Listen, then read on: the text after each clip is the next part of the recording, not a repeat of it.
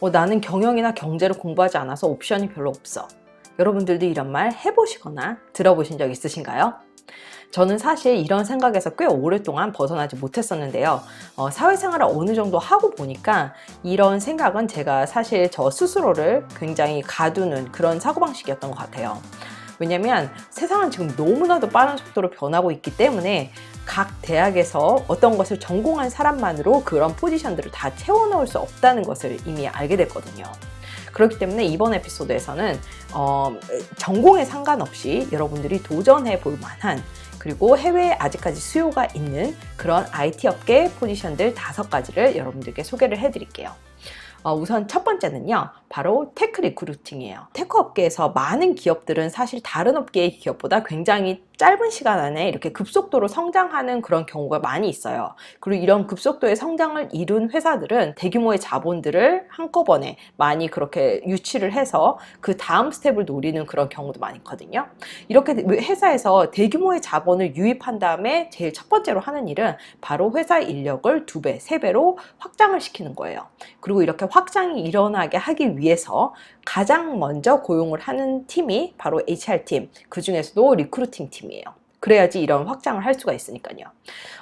이런 리크루팅 팀에 있는 그런 사람들 같은 경우에는 사실 어느 업계나 마찬가지겠지만 기업의 미션과 비전을 파는 세일즈맨이라고 볼 수가 있어요. 그렇기 때문에 세일즈 백그라운드가 있다든지 아니면은 뭐 헤드헌팅 업체에서 뭐 대규모의 채용을 경험해 봤다든지 이러신 분들을 선호하는 경향이 있죠.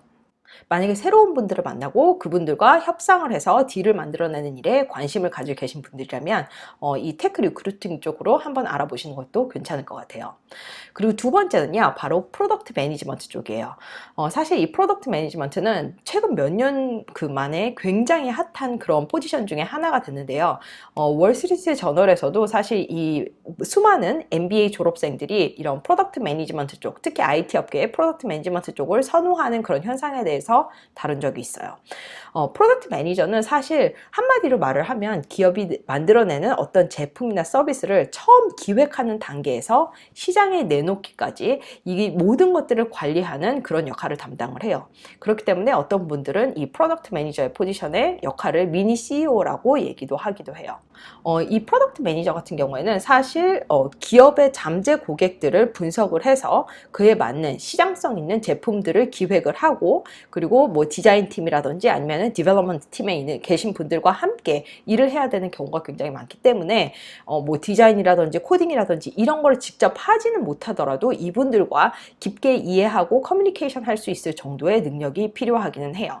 만약에 어떤 일들, 뭐 기획 단계에서 시장에 내놓은 일, 그 전반적인 단계를 경험해 보시고 싶으신 분들, 아니면 나중에 사업을 해보고 싶으신 분들이라면 이 프로젝트 매니지먼트의 포지션도 아주 좋은 옵션이 될 수 있을 것 같아요. 그리고 세 번째는 바로 비즈니스 디벨롭먼트 팀이에요. 비즈니스 디벨롭먼트 팀을 한마디로 정의를 하자면 기업의 새로운 먹거리를 찾아내는 팀이에요. 어떤 회사 같은 경우에는 세일즈가 비즈니스 디벨롭먼트 일을 하거나 비즈니스 디벨롭먼트가 세일즈 일을 하거나 그런 경우도 물론 있어요. 그런데 대부분의 경우에서는 조금 세일즈가 무언가를 파는, 셀링하는 거에 포커스를 준다면 비즈니스 디벨롭먼트는 앞으로 자사와 상호 이익 관계에 맺을 수 있는 파트너들을 발굴을 해서 그 파트너들과의 관계를 발전시켜 나가는 역할을 하는 거죠. 그렇기 때문에 조직 전체를 보는 눈과 새로운 가치를 창출할 수 있는 기회를 알아보는 그런 능력이 많이 중시되는 그런 자리예요. 만약에 새로운 그런 파트너십 관계를 발굴을 하고 그 관계를 발전시켜서 회사에 좀 더 이익이 될 수 있는 일에 해보고 싶다, 이런 경우에는요, 이 비즈니스 디벨롭먼트 팀을 한번 확인을 해보시는 게 좋을 것 같아요. 그리고 네 번째는요, 바로 커스터머 석세스 팀이에요. 커스터머 석세스 팀은 보통 기업이 제품과 서비스를 런칭을 하고 어느 정도 고객 베이스가 있을 때 그때서 이제 생기는 팀이거든요. 이 많은 분들이 커스터머 석세스와 커스터머 서비스 팀을 조금 헷갈려 하시는데요. 조금 한마디로 정의를 하자면 커스터머 서비스는 어떤 문제가 일어났을 때 그 문제를 해결하는 팀이고요. 커스터머 석세스 팀은 이 문제가 일어나기 전에, 그 전부터 고객들의 니즈를 파악을 해서 더 많은 서비스를 활용할 수 있도록 만들어주는 팀이에요. 요즘 같은 경우에 대부분의 IT 기업이 이 커스터머 석세스 팀을 두고 있거든요. 그렇기 때문에 만약에 마켓 리서치라든지 아니면은 고객들의 니즈를 파악해본 일을 해보고 싶다든지 이런 분들 같은 경우에는 이 커스터머 석세스 팀이 그 원하는 기업에 있는지 한번 확인해 보시는 게 좋을 것 같아요. 그리고 마지막 5번째는요, 바로 비즈니스 오퍼레이션 또는 스트래터지 팀이에요.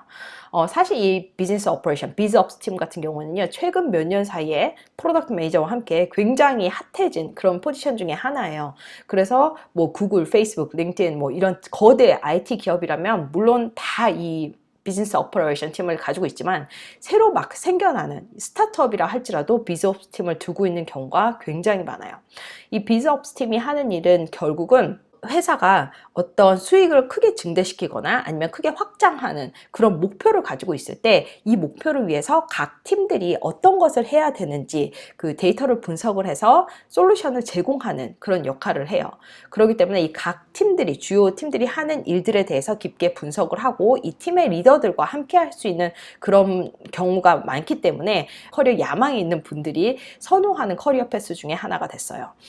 이 비즈니스 오퍼레이션 같은 경우에는 내가 정량적으로 또는 정성적으로 데이터를 분석을 해서 어떤 컨설팅 펌과 같이 그런 솔루션을 제공하는 일에 관심을 가지고 있다. 이런 분들 같은 경우에는 한번 확인해 보시는 게 좋을 것 같아요. 사실 어플라이와 인터뷰해 주신 분들 중에서 이런 각 팀에 계신 분들이 좀 계셨거든요. 그래서 제가 이 에피소드를 따로 블로그 포스트로 만들고 그 인터뷰해 주신 분들의 이야기를 거기에 넣었어요. 그렇기 때문에 이 분야에서 일을 하고 계신 분들의 이야기가 궁금하신 분들은 아래에 링크된 블로그 포스트를 확인해 보시기 바랄게요.